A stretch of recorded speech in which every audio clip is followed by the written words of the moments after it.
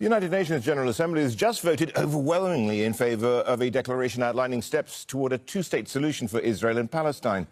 Kristen Salumi joins us now from the United Nations in New York. Kristen, I mean, this comes, less than 24 hours after Israeli Prime Minister Benjamin Netanyahu said there would never be a Palestinian state. So what does this all mean? Well, it shows an incredible amount of pushback from the international community, which, as you noted, overwhelmingly voted to move forward with a conference on the two-state solution during high-level week of the General Assembly in just under 2 weeks' time here. 142 UN member states have now expressed their support for this. Only 10 voted against it. A dozen or so countries abstained. It supports not only this conference, but the declaration for the conference, which was worked out by France and Saudi Arabia, its sponsors, over the summer, outlining steps towards a two-state solution, concrete steps that include a ceasefire and release of all Israeli captives, moving forward toward dismantling Hamas, and ultimately the recognition of a Palestinian state. This shows mounting concern over a lack of progress on those talks and an attempt by the international community to take the negotiation process forward. So, given that the Israelis are vehemently against all this, what are the next steps? Well, that conference will take place on September 22nd, and a growing number of member states of the United Nations are expected to recognize a Palestinian state at that time. There are already 149 members of the United Nations who do so, but another 10 or so, including France, are expected to announce their support.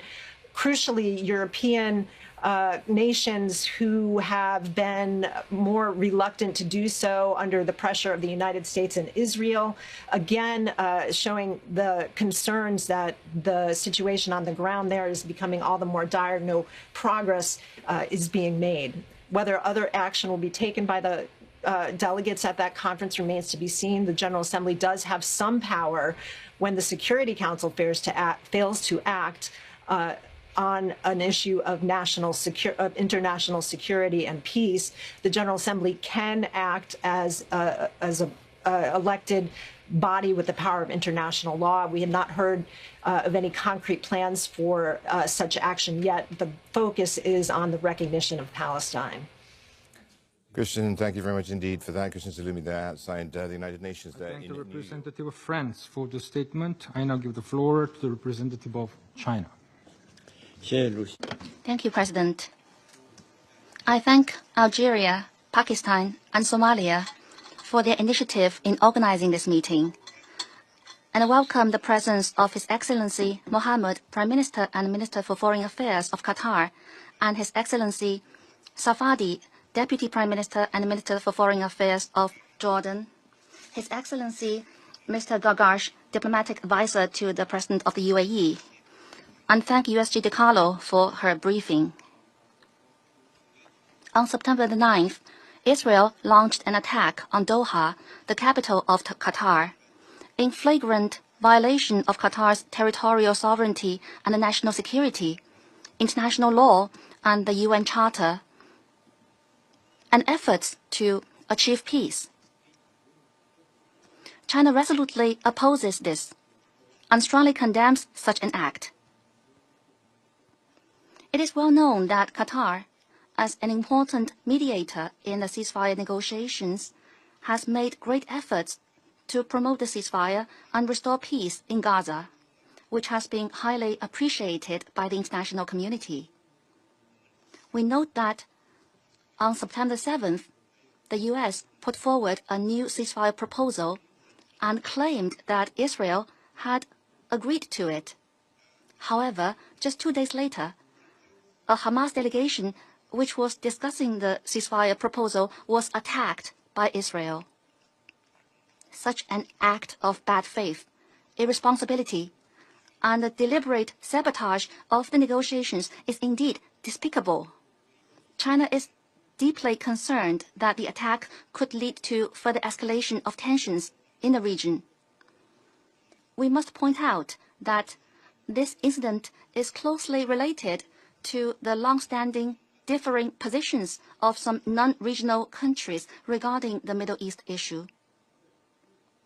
We would like to advise these major countries, in the interest of regional peace and stability, to take a fair and responsible stance to play a constructive role along with the international community in promoting a ceasefire and cessation of hostilities and in easing tensions in the region.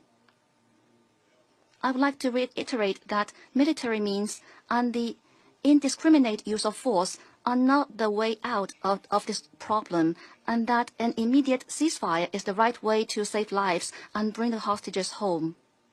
China strongly calls on all parties concerned, in particular Israel, to work harder to ease the fighting and resume negotiations, rather than the opposite. Israel must immediately cease all military operations in Gaza, fulfill its obligations under international humanitarian law as an occupying power, fully restore humanitarian access and support the relief operations of the UN and other humanitarian agencies.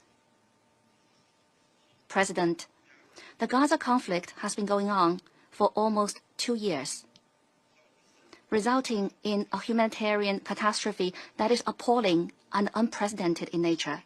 During this period, we have witnessed over and over again the violation of international law and the undermining of the basic norms of international relations. The world cannot return to the law of the jungle, and the Middle East cannot remain in a state of perpetual war.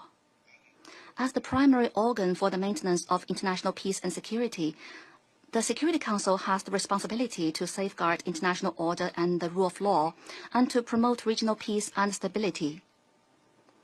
The Council is now discussing a draft resolution on the humanitarian issue of Gaza. China supports Council's immediate action to end the fighting in Gaza and to ease the humanitarian catastrophe, and calls on the Council members and the international community to make joint efforts to this end. Thank you, President. I thank the representative of China for the statement. I shall now make a statement in my capacity as representative of the Republic of Korea.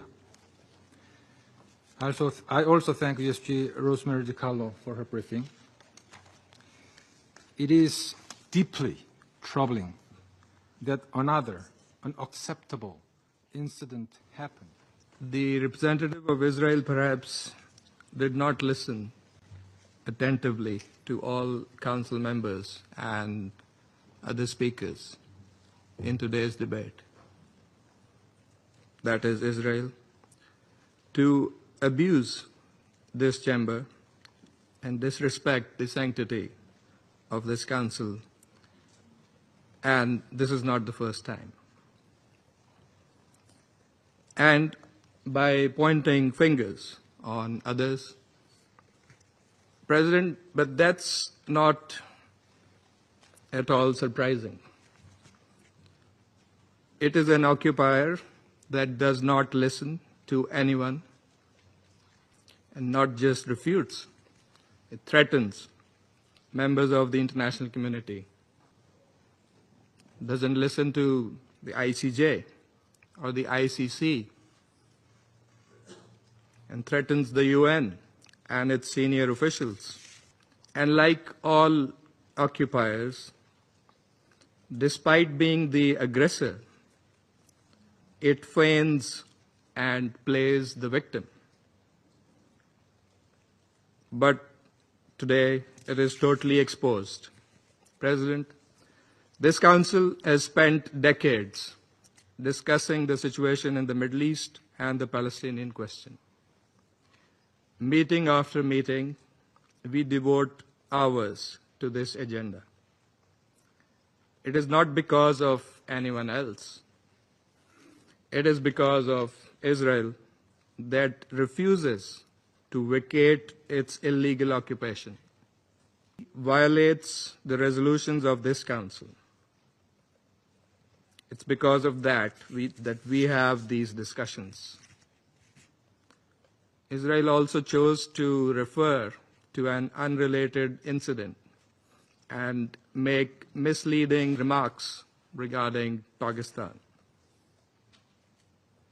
in an effort to justify its own illegal actions and violations of international law.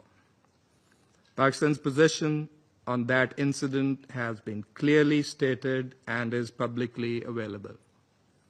The international community is well aware of Pakistan's frontline role and sacrifices in the international community's fight against terrorism. The entire world, including our partners, acknowledge that Al-Qaeda was largely decimated due to Pakistan's counterterrorism efforts. And we remain committed in this global, collective endeavor.